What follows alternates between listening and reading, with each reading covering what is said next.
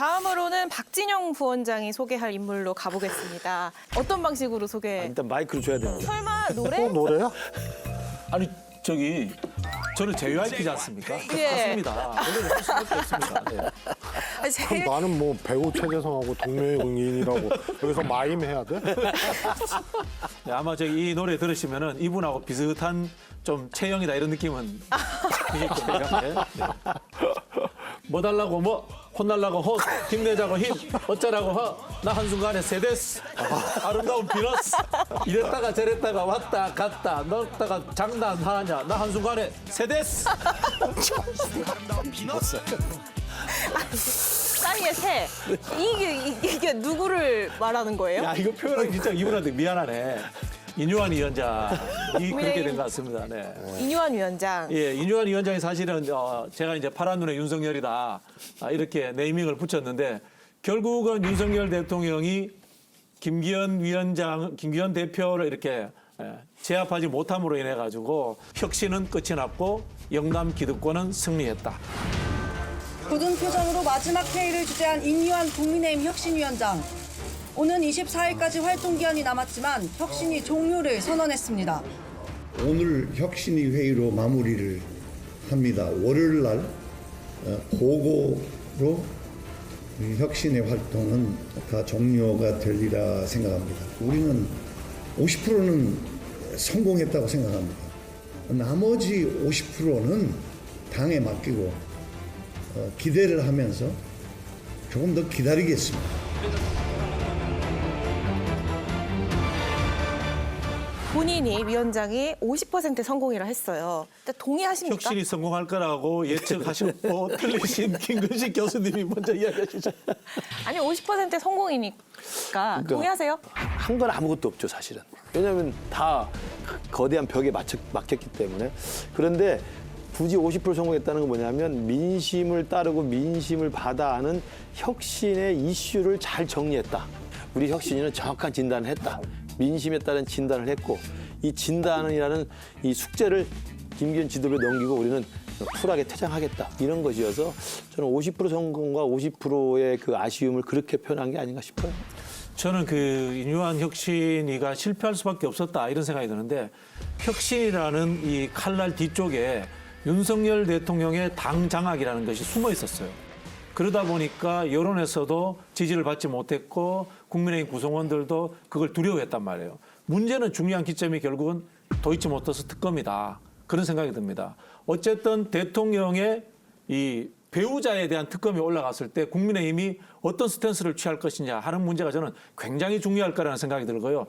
만약에 거기에서 국민의힘이 제대로 목소리를 내지 못한다면은 결국은 민심에 의한 혁신도 못하는 상황으로 갈 수밖에 없다. 좀 그런 예측을 하고 싶어요. 일단 인유한 혁신이 자체는 실패했다고 봐요. 예, 뭐 50% 성공이다라는 그 점수를 주기에도 조금 너무 안타깝습니다, 사실.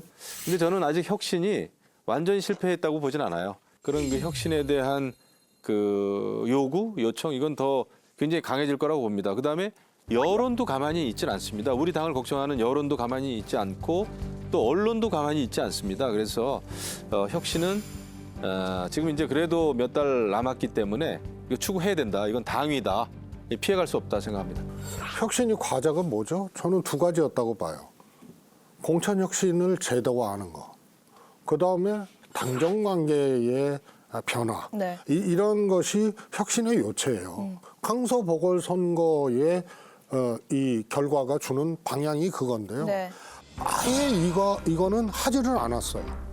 그리고 험지 출마 희생 얘기를 하고 한쪽으로는 용산 사람들 총선 출마하려면은 전략공천 안 된다, 경선해야 된다 이 얘기를 하니 용산 대통령 입장에서도 갸우뚱했을 거고 인유한 혁신위의 과제와 방향이 애당초 잘못된 거고 그래서 성과를 낼 수가 없는 거예요. 최재성 수석 말씀이 맞는 게 결국은 강서구청장 패배의 가장 큰 교훈을 우리가 그 승리의 요건으로 바꾸려면은 사실은 수직적 당정 관계를 수평적 당정 관계로 바꾸는 거예요.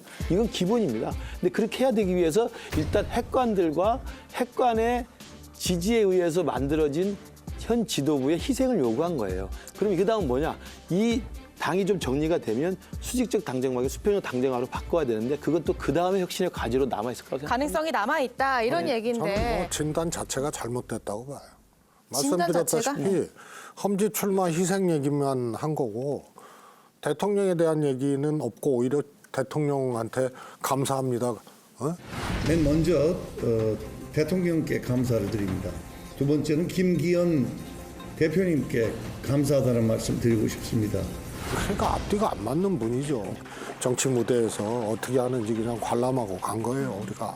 지금 이제 인유한 위원장이 혁신이라는 칼을 받았어요. 받았는데 이게 누가 준 칼인지 분명히 다 아는 거예요, 국민들이. 윤석열 대통령이 준 칼이야.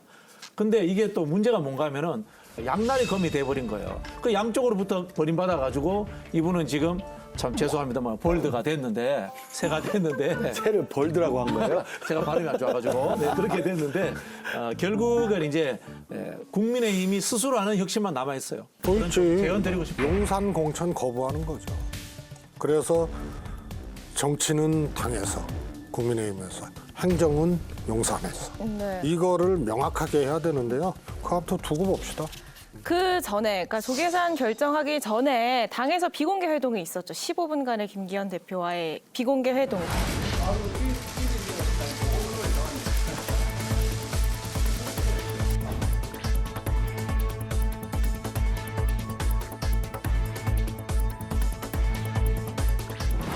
그 안에서 무슨 얘기가 오갔을 거라 보세요?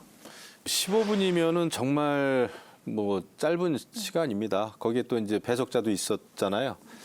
그렇기 때문에 거기선 특별히 뭐 그 심도 있는 얘기가 오고 가지는 않은 걸로 저는 알고 있어요. 인유한 위원장 입장에서 봤을 때는 자기가 필요하다고 그래서 절실하다고 그래서 불러서 비정규직 일을 시켰는데 비정규직이잖아요, 2달 동안.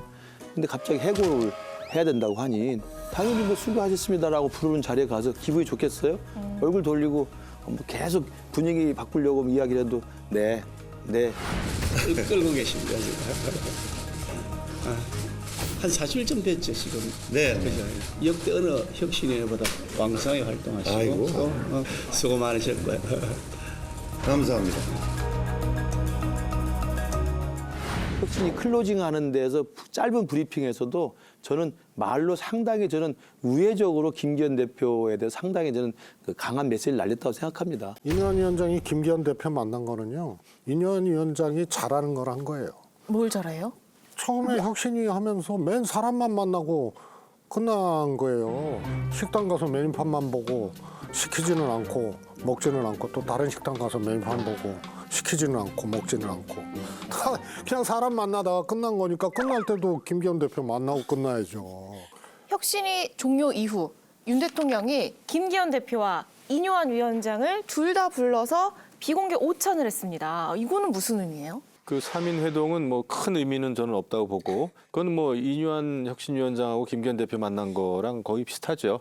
하나의 마무리 수순인데 그 혁신은 끝난 게 아니다 생각합니다. 지금 모든 그 정치적인 상황이 끝난 게 아니에요. 어떻게 보면은요. 지금 민주당도 마찬가지고 국민의힘도 이제부터 굉장히 드라마틱하게 그 변화가 있을 수가 있어요. 지금부터 사실 잘 눈여겨볼 필요가 있다 생각합니다.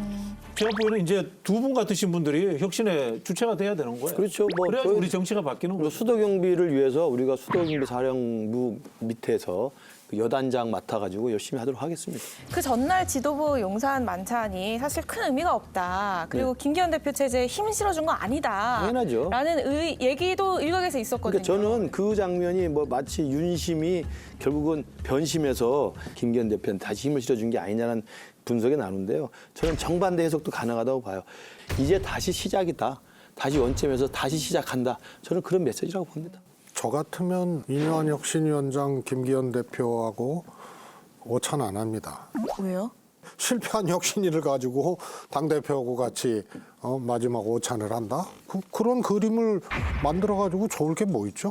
처음 있는 일 아니에요. 총선 앞두고 개각이 있었던 일은 대폭 개각이 있었던 적은 있었어도 개각 교체된 사람들이 다 총선 나가고 이러는 거는 또 처음 있는 일이에요. 그다음에 원희룡 장관 나오자마자 바로 정광훈 목사 집회 갔죠. 현직 장관 아니에요, 아무튼. 이런 것들이 대통령이 대표하고 혁신위원장을 이 총선 앞두고 만나고 이런 것 자체가 사실 별로 좋은 거 아니에요. 김기현 대표는 스스로 사퇴하지 않는 한 물러나지 않을 태세지 않습니까? 그렇다고 한다면 김기현 대표는 그대로 있는 채로 공관위원장이든 또는 선대위원장이든 또 다른 또 어떤 역할을 통해서 지금 혁신위원회가 일단 진단을 통해서 만들어 놓은 숙제들을 김기현 대표 체제 하에서 제대로 이행할 수 있도록 하는 플랜 B가 있을 수 있다고 봐요. 이제. 그러나 이제 그것도 안 될 경우에는 정말 또 다른 파국으로 갈 수가 있는데 적지 않은 분들의 의원님들과 당협위원장들이 지금 부글부글 끓고 있거든요.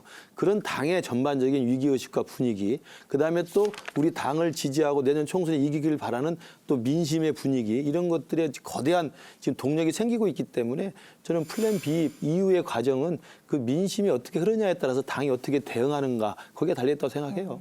또 한 번의 싸움이 예정돼 있다. 그렇죠. 이런 뜻인 겁니다. 공관위원장을 누가 차지하느냐, 현 당대표가 차지하느냐, 대통령실에서 미는 사람이 차지하느냐, 이게 또 있다. 그 이야기를 하는 거거든요. 그래서 저는 제가 그 이야기를 드리고 싶은데 두 분이 어쨌든 혁신을 하고 싶어 하시는 그 좋은 정치를 하고 싶어 하는 분들이시니까 이번 기회에 한국 정치에 뭐 여야를 막론하고 고질적인 병폐예요. 제가 보기에는 대통령이 정당에 개입하는 거, 대통령의 정당 정치 불개입 선언을 한번 두 분이 한번 해주시면은 그거야말로 저는 본질을 꿰뚫는 게 아닌가 이런 생각이 들고요. 아니 지금 민주정책연구원 부원장님께서 네. 왜 윤석열 대통령하고 전직 대통령을 똑같이 정치 개입했다고 그래요? 윤 대통령처럼 한 적이 없고. 윤 대통령처럼 과잉해서 한 분이 있지만은 그러다 이제 또 자중지랄. 제도를 바꾸려면 저희가 약간 앞에 신경 쓰느라고 아주 오늘 힘드네. 예를 들자면은 어느 쪽 말이 맞을지 조금 지켜보도록 하고요. 오늘은 가창력 대신에 개인기를 좀 각자 보여주셨는데 이게 좀 판도라하기 힘드신가요? 거의 임계친 것 같습니다. 오늘 정말 비슷했어. 그리고 정말 노력하셨어. 그 이낙연 총리 그거는 노력의 이게 지역 정치인의 그거죠. 근성이죠. 그런 상황을 이제 진보상이라고 이야기합니다.